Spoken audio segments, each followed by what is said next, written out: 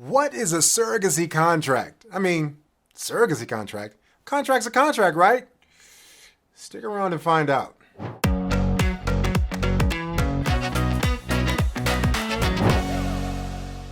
What's up? My name is Corlandos Scott, and I'm a surrogacy attorney based in Los Angeles, and my entire practice revolves around helping people grow their family through assisted reproductive technologies like surrogacy. So a question that I often get is, what is a surrogacy contract? What's in a surrogacy contract? Can I just download one from Google? Give me the skinny, man. So in this episode, we're going to talk about how it works. We're going to talk about what's in a surrogacy contract, and we're going to look at whether it's actually going to be enforceable. Let's jump right in. So how does it all work? Now, you're right in saying contracts are contracts, but what makes a contract that is a surrogacy contract different from others is the laws that govern the agreement. Again, true, it's governed by contract laws as basic guiding principles and formalities, but there's more to it. A true surrogacy contract is just like any other contract in that it defines the rights and the obligations of the parties, and it outlines the agreed upon terms, and it binds the parties to the agreement and all that good stuff. But what makes it different is, aside from being governed or sanctioned by the laws of contracts, its fate is also determined by the absence or presence of surrogacy laws in the state that it's written in. So how does it work? Well, typically it's initiated by the intended parents and it's drafted by their attorney. Then the contract is sent to the attorney of the surrogate, or we call them gestational carriers as well. Now, once the contract makes its way to the gestational carrier's attorney, they will review it together, and then the gestational carrier's attorney will tell the intended parent's attorney what revisions they would like to see made, if any. Now, the parties then, through their respective attorneys, will basically just negotiate the terms until everyone agrees upon all the terms that are stated in the contract. So that leads to the question, what's in the contract? Let's look at what's in the contract. Well, the agreement of the parties in simplest form. The intended parents and the surrogate mother or gestational carrier both have rights and responsibilities, and that's what that contract should address.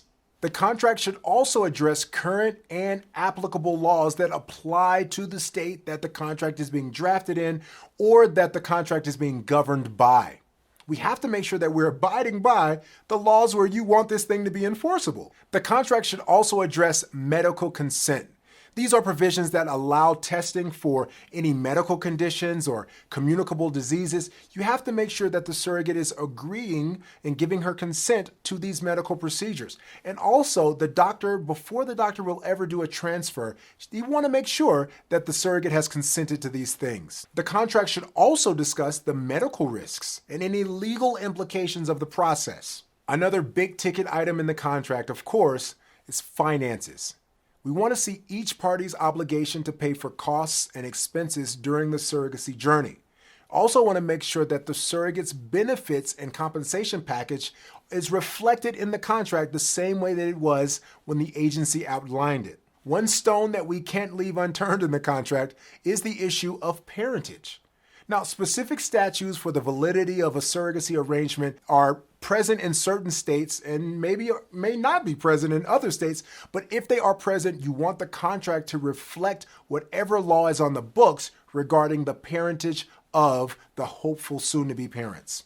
When we're talking about parentage being reflected in the contract, we also want to make sure that anything that the surrogate needs to do to help prove or validate your rights as a parent, she's agreeing to do it. So the process for obtaining whatever documents are necessary to establish and declare you the intended parents, the surrogate should be willing and signing off that she will accompany you or assist you in whatever way is necessary for her to do that. This also factors into it, but it should go without say. You want the contract to literally declare explicitly that the surrogate and her partner are not the parents of the child to be born and have no interest or desire to be the parents.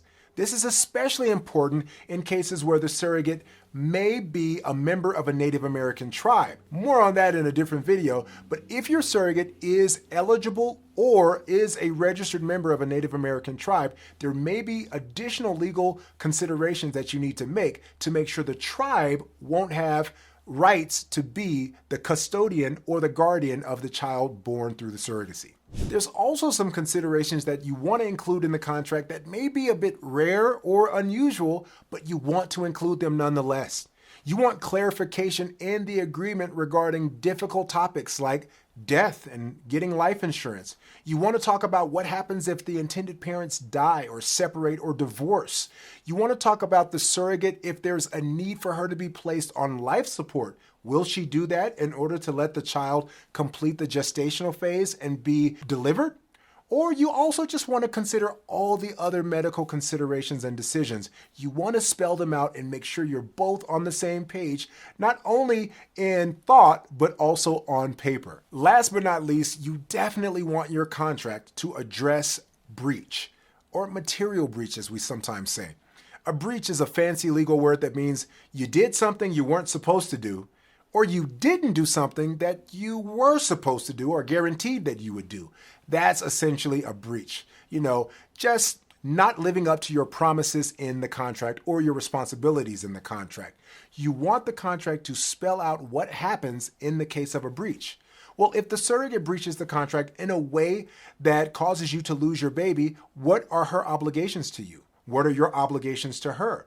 What do you do with the payment? What do you do with being reimbursed? Make sure the contract covers all of this. We'll finish this episode by looking at whether surrogacy contracts are enforceable. But before we do something for me. Go ahead and just smash that like button. Just click it as hard as you can. That lets YouTube know that you like this video and that YouTube should probably share it with somebody else.